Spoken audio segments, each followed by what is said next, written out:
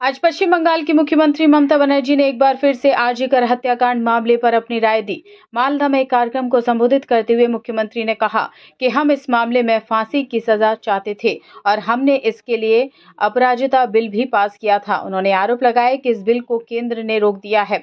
ममता बनर्जी ने कहा कि मैं खुद वकील रही हूं और कानून पढ़ा है, मुझे कानून की थोड़ी बहुत समझ है। उन्होंने इस अपराध को बिरलों में भी सबसे दुर्लभ बताते हुए सवाल किया कि अगर कोई दानवी और पशुवत हो तो क्या समाज मानवतावादी हो सकता है। मुख्यमंत्री ने कहा कि इतना जघन्य अपराध करने के बाद अपराधी को जीवित कैसे छोड़ा जा सकता है।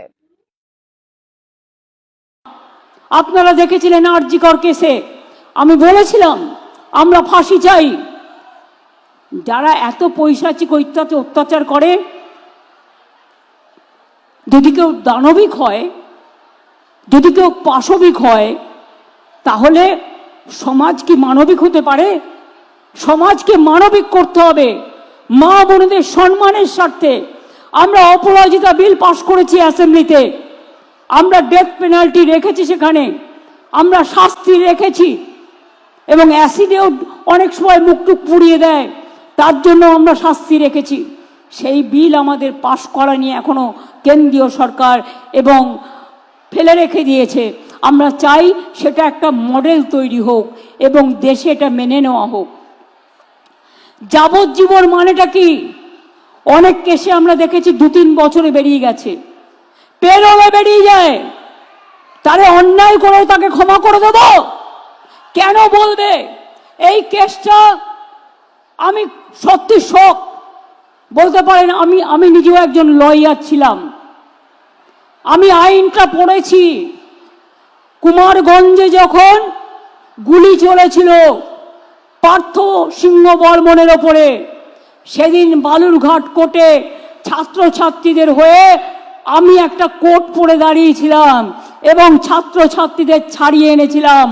আইনটা আমি একটু একটু হলেও বুঝি। আমি অনেকগুলো কোর্টে কেস করেছি, টাকার জন্য নয়, মানবিকতার স্বার্থে। কি করে বলেন জাজমেন্ট? একটা জাজমেন্ট আমার পছন্দ হয়নি যে it is not a rare of the rarest case. আমি মনে করি yes, it is a rare, sensitive and very very heinous crime.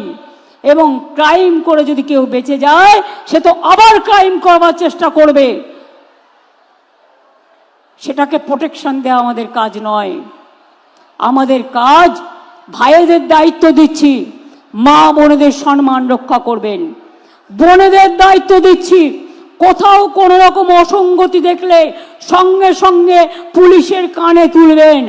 আশার মেয়েরা, আইসিডিএস এর মেয়েরা, আপনারা এলাকায় ঘরে ঘরে কাজ করেন। আশার মেয়েদের জন্য, আইসিডিএস এর মেয়েদের জন্য আপনাদের হাতে কিছুদিনের মধ্যেই টেন্ডারটা ক্লিয়ার হয়ে গেলে, আগে আসার জন্য আমরা করছিলাম, ওটা অর্ডার দেওয়া হয়েছে, আইসিডিএস এর জন্য করা হবে।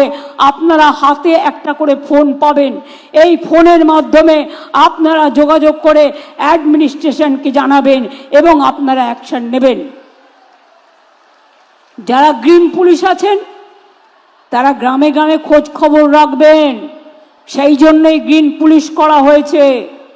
মনে রাখবেন, আপনার গ্রামে খবর না রেখে আপনি যদি আড্ডা মারেন, সেটা কিন্তু ভালো নয়।